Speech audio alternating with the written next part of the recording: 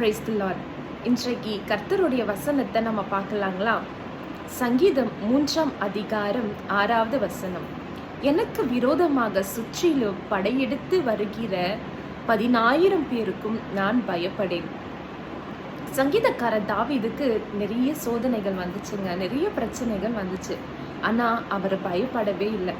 என்னை சுற்றி 10,000 பேர் வந்தால் கூட நான் பயப்பட மாட்டேன், ஏன்னா கர்த்தர் என்னோடு கூட இருக்கிறாருன்னு நம்பிக்கையாக பேசினார்.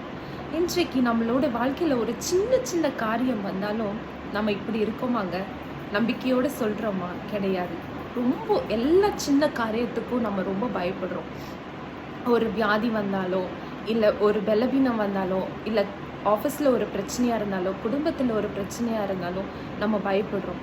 ஆனால் அது கர்த்தரிடத்தில் ஜெபித்து நம்ம மேற்கொள்ளும் போது அந்த காரியம் ஒன்றுமே இல்லாமல் அழகாக முடிந்து போய்விடுங்க. சங்கீதக்காரன் தாவீது அப்படி நிறைய விஷயத்த சொல்கிறாரு. அவருக்கு தூக்கத்தில் தூங்கினா கூட தூங்க முடியாதாங்க. அந்த 3ஆம் அதிகாரம் 5வது வசனத்தில் சொல்கிறாரு, என்னால் தூங்க முடியல அப்படின்னு சொல்லிட்டு கர்த்தர்கிட்ட முறையிடுறார். நீங்கள் என் கூட இருங்க, என்னால் எல்லாமே ஜெயிக்க முடியும் அப்படின்னு சொல்லிட்டு.